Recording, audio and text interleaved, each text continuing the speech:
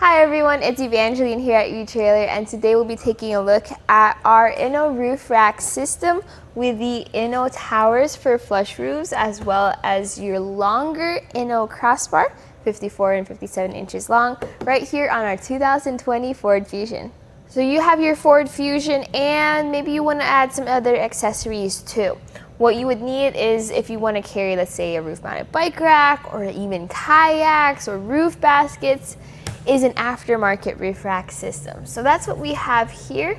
These are the Inno Crossbars. They're the longer Aero crossbars. They come in some different shapes and different sizes, and these are great for if you want a little bit more overhang on your vehicle. So like I mentioned, we have different lengths when it comes to the crossbars. This is actually the wider length system, and you can also get it with shorter crossbars, or you could get it where it sits flush against your vehicle. So there are different types of styles for different types of people. This is ideal if you want to carry more stuff. Now, let's say you have a car seat in the back. This might not be the best because you could likely hit your head against it as you reach into it. So that's just another thing. You might want to check out the flush towers then. But for here, we're going to talk about all that overhang. So I have mine set up with the longer bars in the back. So we're going to measure for overhang, and that's going to be from the end of the tower to right before the end cap. And mine sits at about 3 1/4 inches for the rear. And then for the front, we have pretty much 1 1/4 inches of overhang.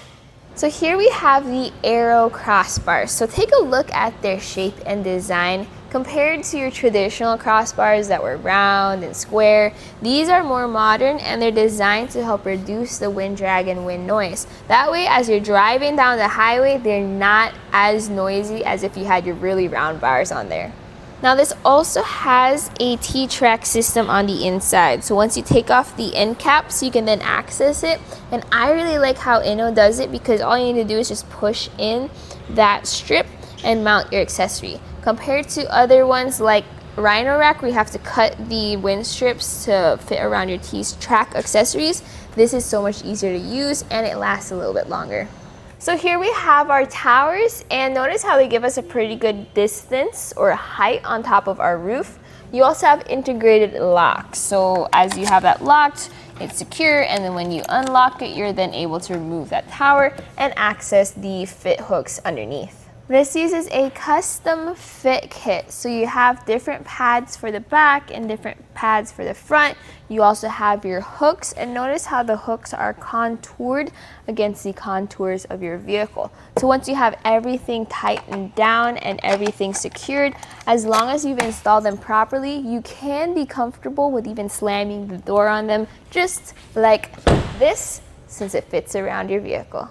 So this is a strong and sturdy roof rack system as well, with 165 pounds weight capacity. Now whenever we talk about weight capacities though, please be mindful that you still shouldn't overburden the actual roof weight capacity of your vehicle. So count the weight of your system, count the weight of your accessory, whether it be a bike rack or a roof basket, and then count the weight of your cargo. Add that all up and make sure it doesn't exceed your Ford Fusion's roof weight capacity. So the install process is going to be kind of involved just because you have a naked roof on your Ford Fusion, but that's really what this video is for. I'm going to guide you through that process so that you can get your specific fit kits, your towers, and your crossbars all assembled properly onto your Ford Fusion. Let's start by talking about the fit kits. So we have different numbers on our fit kits. So we have the pads over there, and then on our hooks, we have a number on the underside of the hook. So you're going to follow those different numbers and line them up with your front and your back bars. So the front crossbar is going to have the pad 432 on both the passenger and the driver's side. So you're just going to line that up. Notice the way we have it angled, where the angle is facing the outside, and that's just going to pop in. So now we have our metal plate that's going to fit into our towers and then into our crossbars. So first we have our crossbar here, and you're going to slide that tray all the way out, and then bring your plate up from underneath, and then just push that through. Then you get your towers, and just notice how you have those tabs on the inside. That's going to line up with the tabs in your crossbars. So just place that on top, and then you want to lift up on this handle right over here where that bolt sticks out, and that will allow you to just slide that through. So how far apart do you set your towers? Well, you have different distances depending on if you have the front or the rear crossbar. For our front crossbar, it's going to be 21.5 inches from the center. We're gonna measure it with this measuring tape. So we're gonna measure from the center to the kind of notch in your tower. So that's gonna line up right over there. And what I do from here is I just go verify it on my roof real quick. And after that, once I verify that they're in the right position, I tighten it down with this tool over here. And with both towers fully secured, we're then going to place this crossbar onto our roof. One thing to notice is make sure that you have it where the higher or the taller portion is facing the front of your vehicle and the tapered portion is facing away. So since they just have the rubber pads on the end, you can just place them directly onto your roof. Just do it very gently before you line it up.